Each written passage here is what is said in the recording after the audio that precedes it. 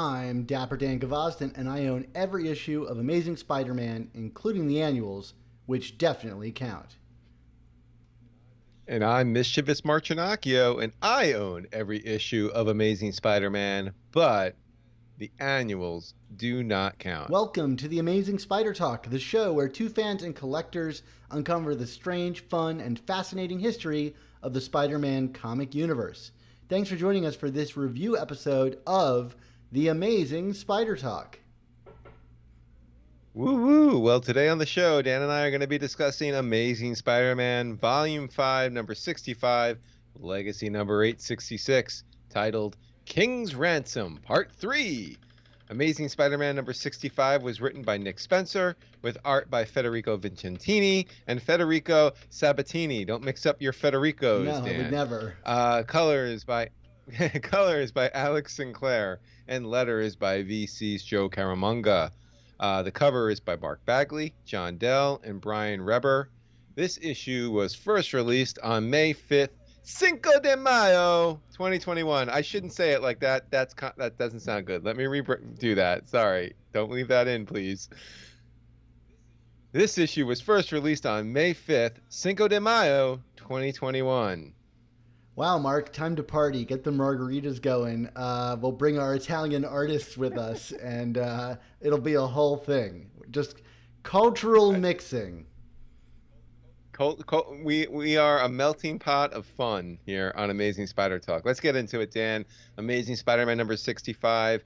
Let me just start off with a broad view that there were some fun moments of this comic, but am I the only one who thought there wasn't really a lot of Spider-Man in it? Yeah, I mean, I can see that. I mean, it's definitely not Peter's story at the heart of this thing. But for what it was, I enjoyed it as a kind of wrap up to the Robbie, Lonnie, Lincoln thing. I'm expecting we're going to get a big Spidey Kingpin story in that giant size issue that's coming out this week. So if this puts that subplot to the side and allows that other thing to kind of take center stage, I'm pretty okay with it. I mean, would I like these stories to be more about Peter Parker? Absolutely. But I'm hopeful that the next one is going to be there, and I think that is the Nick Spencer response we get is, I'm always hopeful for the next one. And yeah, always hopeful.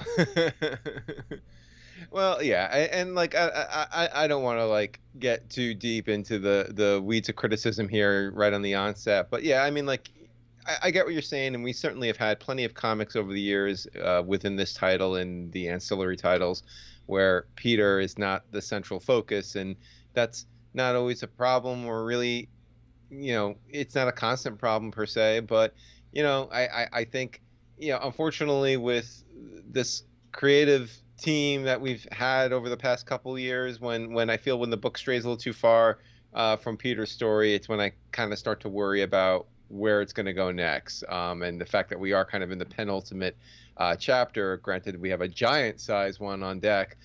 So, lots of page space to rectify things, but, we also got a lot of page space in issue 50 and and whatnot. So, just saying, my not Kindred alarm went off, but my where the heck is Spider-Man in the closing stages of a story alarm went off. So that's Rick, where cook we're one at. up for that long title. Yeah, exactly. It probably sounds like a bullhorn. But why don't we talk a little bit about the art, because I do feel that there was some standout art within this issue. I joked earlier that we had two Federicos involved in this book. Have we had Sabbatini on inks prior to this? I don't recall seeing his name in the roster. Yeah, I mean, I don't remember seeing him either. I think he just did the kind of book ending here with the Kindred stuff. I mean, for me, I think whether they judged it by first name or by art style, it was a decent match for Federico Vicentini. I mean, it was clearly in that same kind of ballpark of style, but I would say it was a significant step down from Federico Vicentini's stuff. it reminds me of like back in the days. It's only for a few issues, but we had like Humberto Ramos's, um, early work where he was far more exaggerative than he is today, and then he kind of got filled in with Francisco Herrera for like a couple issues here and there, and you could just tell there was something off. Like it looked like Ramos, but it wasn't. And as Ramos has progressed as an artist, I think Francisco Herrera has really hung out around that early Ramos kind of interpretation of his art. And to me, this is kind of similar. It's like Federico Sabbatini looks like probably where Federico Vicentini was as an artist like 5 years ago. Gotcha. Yeah, I would agree with that. I felt like, yeah, it just felt a little looser and sketchier, not as clean as Vincentini, for whatever that was worth. I had not recognized the name before, and again, like all names aside, name similarities aside, I mean, like you said, it was somewhat similar, but different enough where like those opening pages, it definitely kind of shook me for a second because I was like, wait, I thought Vicentini was on this book, and then like once we got into it, it was like, oh, there's Vicentini. So Yeah, but then I also think it's a case of sorry. like where like Alex Sinclair's colors are very detailed and there's a lot of rendering going on, but then you get to your pencils and they're like so simple, and you've got this like almost like clash, between worlds where it's like one of them is like really rendering these characters and the other one is not really at all, and it's like leaving the colorists Yeah, to do a ton of work, and I just think it feels really lopsided when you look at it. yeah.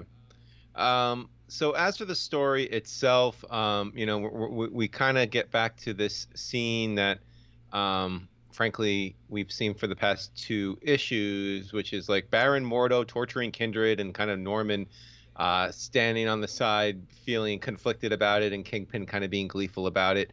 I mean, we I guess we kind of move a little bit here, but like kind of to my other point about the Spider-Man Peter stuff earlier, just kind of felt a little samey to me until we got a little further into it. But I guess we just kind of want to exhaust a little bit, that Kingpin's a bad guy and Mordo's a bad guy, and that Norman might be not as much of a bad guy as he used to be. Does that sound like a fair assessment of character values here, Dan? Yeah, but like I don't know why we're devoting this much page space to this. I just kind of like this would be much better space spent on getting inside of Peter's head. And there are some nice moments where we get our classic Peter swinging around the city kind of stuff. In this case, he's like racing to get to save Randy and Janice and everybody, while talking to Jonah, and we'll talk about that moment later. But like I could imagine like using these pages on Peter instead would do well to counter our criticism, because you're right, it is very samey here. The only like real thing that I got out of this that was really new, ignoring what I still think is really truly weird narration from Kindred. At least I assume it's Kindred. That purple like boxes. Yeah. I'm not a fan of this, but there's the suggestion that only Norman could hear Kindred's pleas while he was being tortured, and I thought that was a really odd note because it didn't seem to be like, hey, like Kingpin and Mordo are evil people, so they're like tone deaf. It seemed more like physically only Norman could hear him speak, and made me wonder, like, we've not really dealt much with like people perceiving Kindred differently within the same room, and it made me think, Right. well, maybe there is something to like, does Kindred appear differently to different people, and then does that mean that maybe it's not Harry? It's just appearing to be Harry because Norman is there. I mean, I think Yeah, but right. I mean, and I've seen that theory too, Dan, but like, I mean, I feel like we've had enough people kind of verify, at least to them, that it's Harry. I mean, if that is true, I feel like that through line hasn't been fairly depicted in over the course of the last few years of this book. Does that make I sense? I mean, 100% yeah, agree with that. I'm just positing it because yeah, it seems like such a strange note to be so specific about. Like, I don't know if it red yeah. flags for you in that way.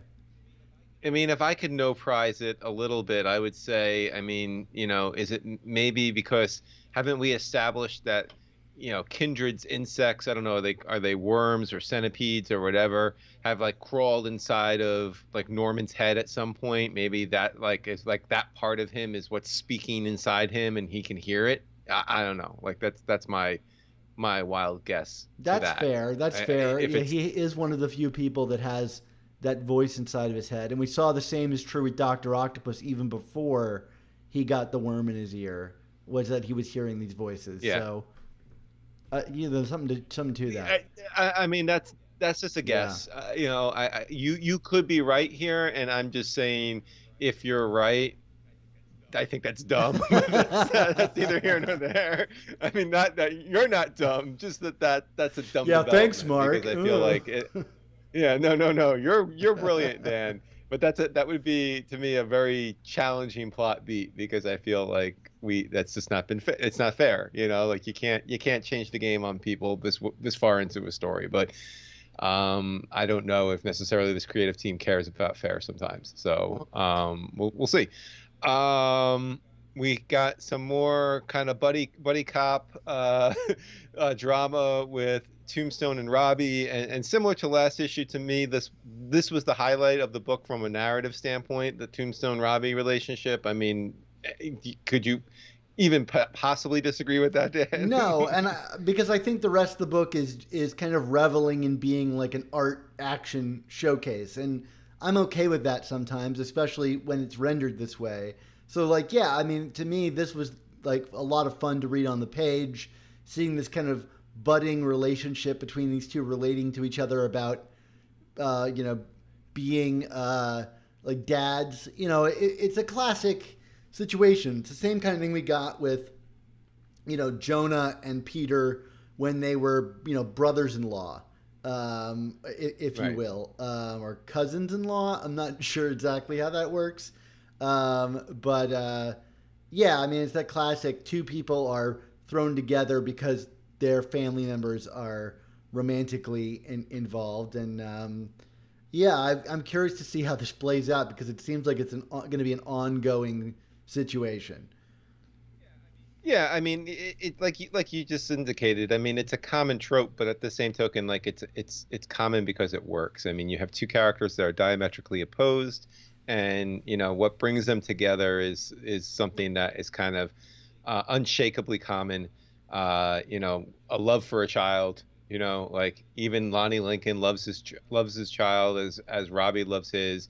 They have the same kinds of problems in terms of relating to their kids and their kids not listening to them, and it works. I mean, I don't think that Lonnie and Robbie are going to have some kind of true deeper understanding for each other when this is all over, but like they have enough in common here to unite, and like I said, it just works.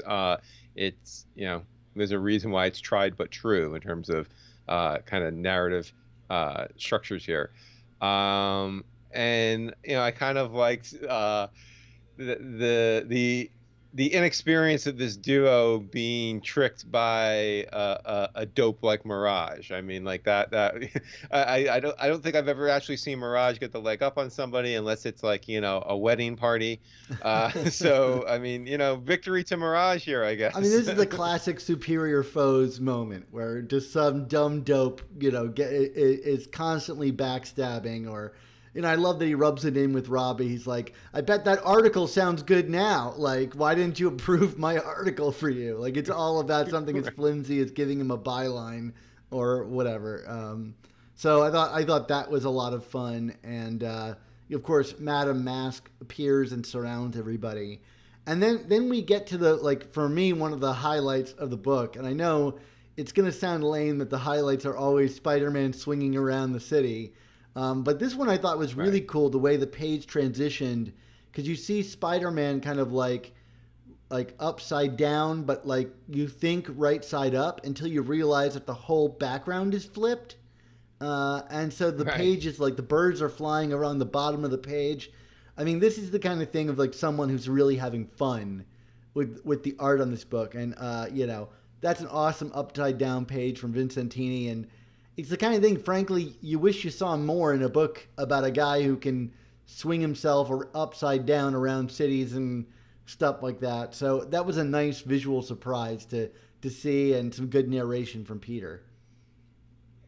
Yeah, I mean, it was certainly a fun way to transition into the book with Spider-Man. I mean, again, going back to what I was saying at the beginning, I mean, my complaint is, I mean, we're what now, like two-thirds through this comic, and he's just showing up, and like, not even like, we didn't even get like any kind of glorified like one, the token one page intro earlier in the book where Spider-Man is like, I gotta find Randy or something, you know what I mean? Or I gotta find Boomerang, or and then like cut to all this other story. I mean, like it literally just felt like, oh right, we're in a Spider-Man book and now Spider-Man's here. Like it was just so kind of random that he finally decided to show up in the nick of time here. So, but you're right, very fun visually, and the preceding few pages of the big fight. I mean, this was top notch stuff from Vincentini, you know, page by page here. I mean, like this a lot to love from a visual Yeah, standpoint. I mean, but even before that, we've got like Spider-Man talking to Jameson, who's watching through, like the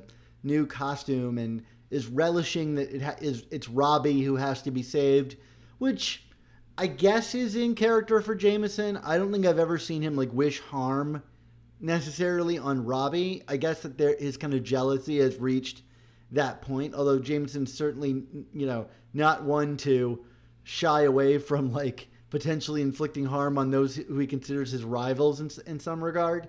To me, this is just another like ellipses on the potential drama being mined from the Spider-Man costume, which like still felt kind of weird to have introduced in 61 and kind of not do much with. Which I'll get into some theories I have about it later on in the issue, because I do think that where we're headed, this suit is going to play a big role.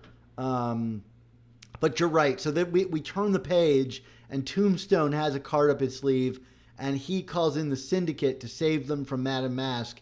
And you get this, like you said, stunning full page from Vicentini of the Syndicate like bursting through the wall. And the next few pages of these splashes and spreads are just like seeing the Syndicate in action. I was like, okay, like I enjoyed seeing these guys before from like Humberto Ramos, but this was something completely different, and I like bought into every second of it. This was so fun. Yeah, it felt very dynamic. I mean, some of the dialogue I could have done without. I mean, like, just kind of like, oh, you came anyway. It's like, well, we're sisters. I mean, I don't know. Like it didn't ring totally true to me in terms of who these characters are and kind of what they've been doing to each other in their limited appearances in this book. But it was certainly visually fun enough and dynamic enough to kind of cover for that, and because you kind of want to keep turning the pages anyway to see what's happening next. And on top of that, you have Crime Master, you have Madame Mask. I mean, there's just so much on each of these pages here. I mean, like this was like, I mean, we're not quite Crisis on the Infinite Earth levels in terms of George Perez, but like there was a lot going on here, like more than we typically see in a Spider-Man book, and it was very impressive how the battle was being staged, and the color and the fun of it, I guess I would say. It's overwhelming, but like in a way that you just want to lean into it a little bit more, Yeah. because all the details are going to be really enjoyable. And I think, I'm actually looking at our commissioned art here that's going to go out to our patrons from Vicentini, and it's just exactly the same. It is just like jam packed, and that's kind of his thing. He likes his action like heavy and all over the place. I agree with you about the dialogue. I could have done without the LinkedIn line, which I thought was a Right. little eh. But I did. I mean, I actually kind of liked the like "we're sisters" line, because it's like we're sisters, but we're also being paid a ton, and it's like, yeah, Right. all right. Like you can put on this face, but at the heart of it, you're still a criminal, and that's going to be your kind of like guiding light. But yeah, anyway, so Spider-Man busts in, he takes out the Crime Master and teams up with the Syndicate as well, which is just as drool-worthy. You've got Janice taking out Madame Mask. She's no longer her biggest fan. And Spider-Man takes down whoever the Crime Master is this time. And the story resolves before Prime we Master even find 6? out. I don't know. Who cares? Yeah. He's Yeah. nobody. Yeah, exactly. Roderick Kingsley makes another buck. Yeah, right. I love that, like, Roderick Kingsley has just, like, he's almost, like, doubled down on the, like everybody is the Hobgoblin is now, like, everybody is everybody. Right. And then, and I don't know if this is where you were about to get into your speculation, but, Robbie has a warning to Peter about Jonah here, which was kind of interesting, in terms of, to kind of be careful of him, which, you would think Peter would be aware of. But I mean, like I said, is this where you're going with your speculation with the suit, Dan, or are you saving that for even later? No, I think this is a good point to get into it. I mean, like, it's Jonah, right? So, like, the other card is, or whatever, the other shoe is always about to drop. Like, Jonah has goals, and he'll get there, maybe not always the most ethically whatever way, sound way. And, we don't know where this suit came from. And I think we're meant to kind of hand wave, like, it's just the Threats and Menaces suit. But, there was this big, ad in this book for the Chameleon Conspiracy, or whatever that book is being called, where it's a split face between Spider-Man and the Chameleon. And, it reminded me, oh yeah, we've got a Chameleon story coming up. And, like, a Chameleon story means someone here is Chameleon, right? I mean, like, he's been working behind the scenes for a while and infiltrating things and plotting his revenge on Spider-Man in some way. And then you start thinking about the powers of this costume is to basically get inside of Spider-Man's head and, view him from all places. And I'm thinking, what if the Chameleon has something to do with, this costume in some way, or is working at Threats and Menaces and using that as some way to control Spider-Man? There's something going on here. And if the suit is not going to play a big role in this arc, I think certainly it's going to play a big role in the next arc. And this line here about Jonah seems to be the setup. And so I'm all of a sudden hugely skeptical about the suit and its proximity to something like the Chameleon. Does that sound at all sound? Yeah, no, that totally tracks. I do want to add that house ad with the Chameleon completely threw me in terms of how it was, like, spliced into the book, because it took me a couple of reads to be like, oh wait, no, that's an ad. I was like, it's like, wait a second, I know Chameleon's coming in a future story, but what? It was a little weirdly placed, but no, I think that's fair. And I think, like, it would be a kind of a logical next step, because, we kind of had, for lack of a better phrase, Peter and Jonah on the phrase of a breakup a while ago because of Peter's lack of trust in Jonah. And wouldn't it be fitting that, like, okay, he gives Jonah essentially one more chance here, and through Jonah's greed and ignorance, ends up, like, opening another serious threat into Peter's life via the Chameleon. I mean, I don't think Jonah would be maliciously plotting against Peter with the Chameleon, but, like, obviously, like you said, it could be either Nora or someone who's, like, behind the suit or something that Jonah is absentmindedly working with and feeding very sensitive information to Chameleon inadvertently. So that tracks, and again, that art from that ad seems to also kind of indicate as much. So. We shall see. I will say, as weird as it would be to see Jonah working with Chameleon, we've also got Mary Jane working with Mysterio. So weird things have happened. This is very, very true. I mean, that miniseries for now did happen, so that hasn't changed. Do you want to talk a little bit about some of the other closing moments of this comic? I mean, we have Janice and Randy, despite kind of the reverse psychology ploys of their fathers, they're gonna move in with each other. So, um, is that gonna mean does that mean four people in the apartment, or is Peter finally gonna move Well, out? I mean, what's left of the apartment too, right? Wasn't it blown to Well, smithereens? yes, that's very true. I can't. I keep forgetting that this is yet another apartment that Peter has had blown up on him. But yeah, I would have to imagine that there's going to be some separate ways going here. We also don't know what the status of good old Fred is based on this issue. I mean, this could get dicey for him as Right. well. So, like, jumping past the next scene, we can come back to it. We have a scene with Peter and MJ and Gog, and I'm wondering where this is located. I mean, I think, right, wasn't she babysitting Gog? So this would be in Her MJ's apartment, apartment. So then the real question is Peter moving in with MJ? And does right? that push him closer towards an engagement and, inflame the kindred thing, which we assume is linked to that in some way? So, I think that this is just like moving the pieces closer together in some regard. So, of course, they Right. then use GOG to track down Fred. And that seems to be what's going to kind of move us closer towards, well, this giant size that's coming out tomorrow at the time of our recording. Right. So yeah, so tell us, go back to this Osborne scene. So we return back to, Federico Sabbatini's art to catch up on Osborne. What is he doing? So he's blackmailing a guard to get into the cell next to Kindred. So what do we think that's about? I mean, do we think Norman's plotting with somebody? Is he trying to get closer to Kindred? What's your take on this? Because like I kind of had a uh, uh, I don't want to say ambivalent read, but I didn't I had a hard time figuring out where this might have been going. So I'd be curious to hear if you have a more concrete theory because I don't have a lot I on don't this. really have a concrete theory. I'm kind of like up in the air about like who is and isn't at Ravencroft at any moment in time. Like at one point Yeah. Juggernaut was there, which like okay, I didn't really know how that happened.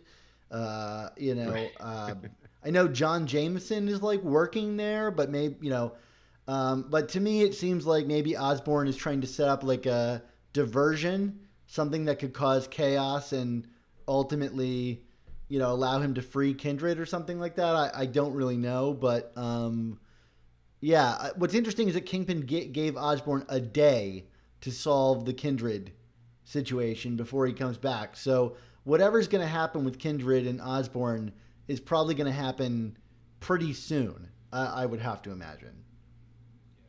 Yeah, don't you love those? I will give you 24 hours to screw everything up. Yeah, Deals right. My favorite. Yeah. that always got made in comics. I'm the evil genius, but I'm gonna walk away for a day. Right, exactly, exactly. So, speaking Uh, of Boomerang, he's in Bullseye's sights. So he's in trouble. Ooh, trouble's on the yeah, horizon. that can't end Yeah, well. and But who's to the rescue? I mean, I think before we started recording, I referred to these characters as the Defenders, but I don't know if they're technically the Defenders. It was, I guess, a mishmash of street level heroes and maybe not so street level, including Hawkeye, Spider Woman, Iron Fist, Luke Cage, Jessica Jones, and we think Wolverine.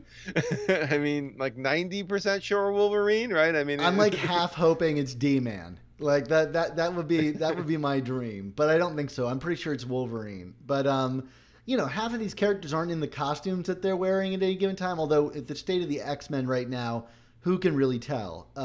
But you got like classic brown suit Wolverine, and you've got like and maybe I'm just not all the way. I'm reading Spider Woman on Marvel Unlimited, but last I checked, she was wearing like a black costume. So yeah. I don't know like what's going on here, but fine. I don't think that the story needed the Defenders in it, but sure, I guess so.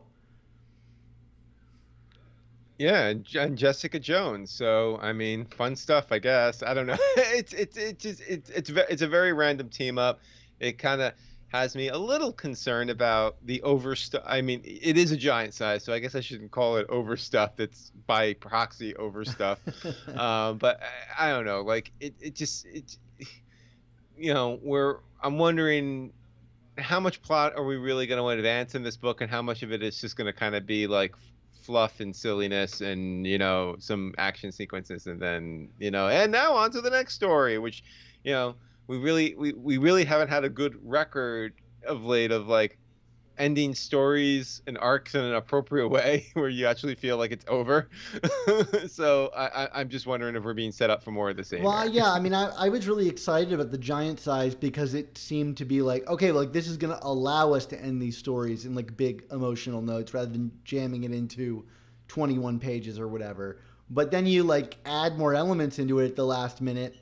Like I can't help but think about like the order of the web and how little I cared about that, I'm much less like, well, wait, like why are we bringing these dudes in if not just to sell books? But like, isn't the order of the web a thing? Like, why not call them in on this one?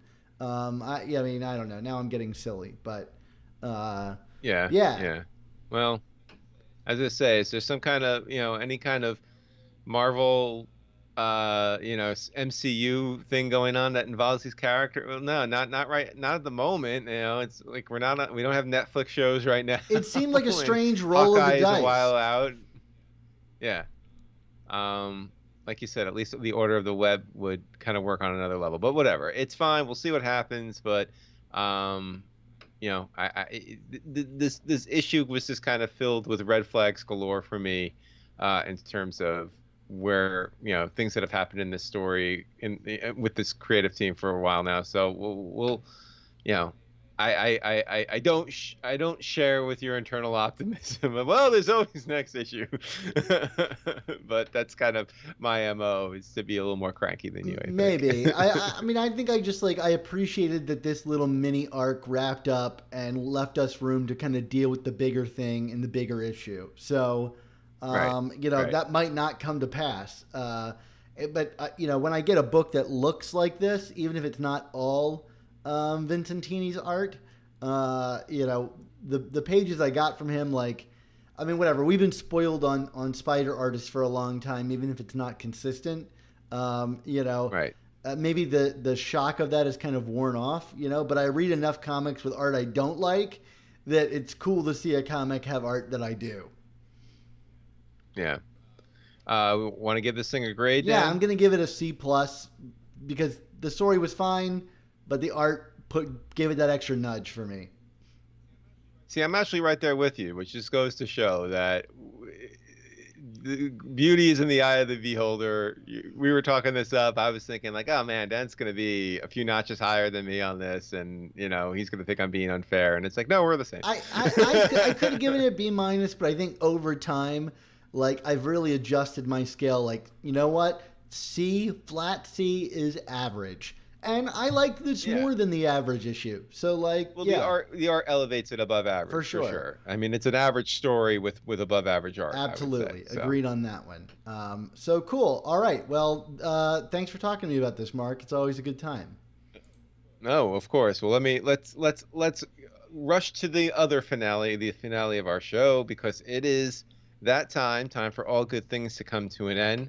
So we want to say thank you to you, the listeners and viewers, for tuning in to this episode of The Amazing Spider-Talk. And I think it's important to say on that note, Mark, we having a really aggressive publishing schedule this summer for Amazing Spider-Man. And, we haven't really discussed how we're planning on handling it. But for right now, we're going to try to take it as it comes, I think is the plan. That might mean 4 episodes a month, which is a little outside of our schedule. But, hang in there, everybody. We'll see how things go. And life throws a lot at you. So we'll see what happens. But for right now, I think Mark and I are planning on kind of just taking this as we normally do, one issue at a time. Yeah. I mean, if it turns out that some episodes get recorded on a Monday or a Tuesday instead of a Sunday, just bear with us, folks. I mean, that's life. But we're here to talk comics and have some fun with it. Yeah, absolutely. Well, of course, this episode wasn't made on our own. Just Mark and I. It was edited by Rick Coast with production support from Andy Myers. And our artwork, it always comes handcrafted by our favorite artists, Ron Friend, Sal Buscema, and Ray Sumser, with our theme song produced by Rylan Bojack, Tony Thaxton, and Spider Madge. This episode was originally released on Patreon as a live stream hangout with us back when the comic was first released. So if you'd like to come help support our show's continued existence and these reviews while joining us on the live stream, why not head on over to our Patreon and sign up? So Mark, until you start calling the Syndicate to burst through your wall and attack your enemies, what's our motto? My motto, of course, or I should say our motto, of course, is with great podcasts, there must also come the amazing Spider Talk. Have a good one, everybody. Two men who know the angles, uncover and untangle all the questions and the webs left out to dangle. Be it 1962